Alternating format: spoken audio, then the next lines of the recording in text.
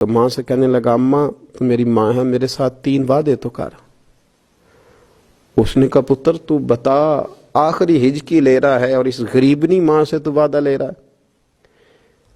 بتا کیا وعدہ ہے؟ تو عرض کرنے لگا اماں جب میں مر جاؤں نا تو میرے گلے میں رسی ڈال کے تو مجھے گھمانا گھر کے صحن میں، اور لوگوں کو کہنا جو رب کی نافرمانی کرے اس کا یہی حال ہوتا ہے۔ یہ اعلان کرنا جو اللہ کے نافرمان ہوں ان کا یہی اشر کیا جانا چاہیے۔ اور اماں پھر دوسرا وعدہ کر، میرا رات کو جنازہ اٹھایا جائے، میں نہیں چاہتا کہ کسی کے منہ سے یہ لفظ نکل جائیں کہ وہ دیکھو اللہ کا نافرمان جا رہا ہے، رات کو میرا جنازہ اٹھانا۔ اور اماں تیسرا میرے ساتھ وعدہ کر کہ لوگ مجھے دفن کر کے آ جائیں گے تو میری قبر پہ چلی جائے گی، عمل میرے پاس کوئی نہیں، پر مجھے لگتا ہے ماں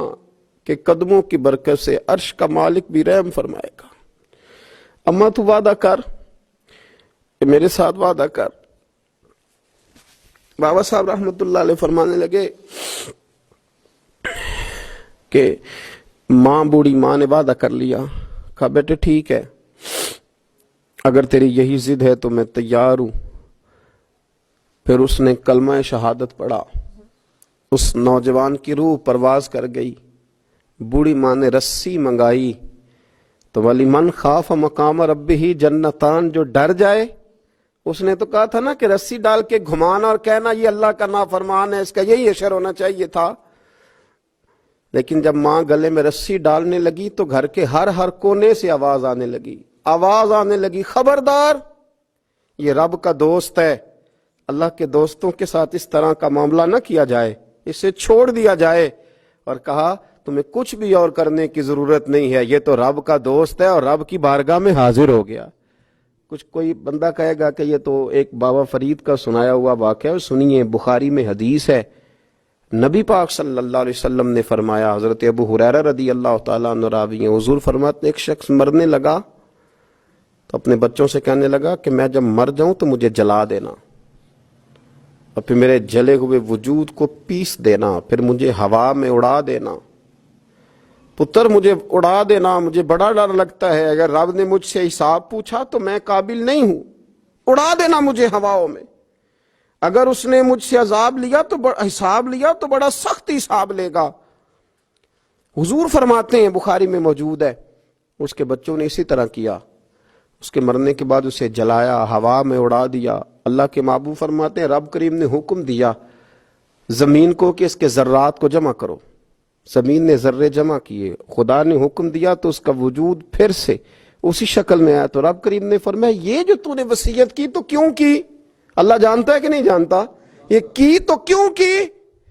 تو رو پڑا، کہنے لگا اللہ میرے اندر تو طاقت نہیں تھی تیرے سامنے کھڑا ہو کے حساب دے سکوں، تجھے منانے کے لیے تیرے خوف سے ڈر گیا، میں ڈر گیا۔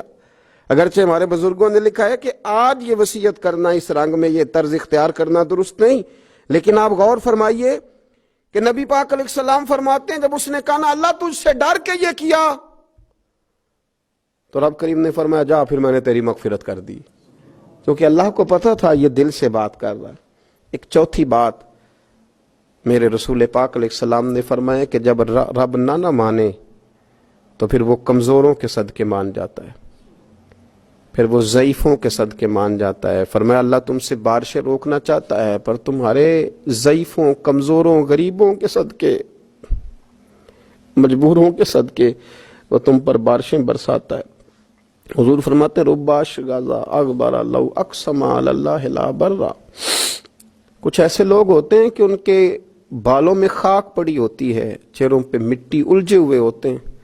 لیکن اگر وہ اللہ پہ قسم کھا لیں تو اللہ ان کی قسم بھی پوری کر دیتا ہے، قسم بھی۔ حضرت عبداللہ ابن مبارک فرماتے ہیں، ابن قدامہ نے لکھا ہے، فرماتے ہیں بارش نہیں ہوتی تھی مکے میں، قحط پڑ گیا تو سب لوگ مسجد الحرام سے باہر کھلی جگہ میں نکلے دعا کرنے کے لیے، سب اپنی اپنی دعائیں کر رہے تھے، تو میں تھوڑا باہر ہوا تو اچانک ایک غلام آیا، کالا سیاہ رنگ، 2 رکعتیں نماز پڑھ کے تو ہاتھ پھیلائے تو کہنے لگا اللہ مجھے پتا ہے یہ جو کچھ بھی ہوا ہے میری نافرمانیوں کی وجہ سے ہوا ہے، تو ناراض ہو گیا نا، تو نے بارش روک لی، ناراض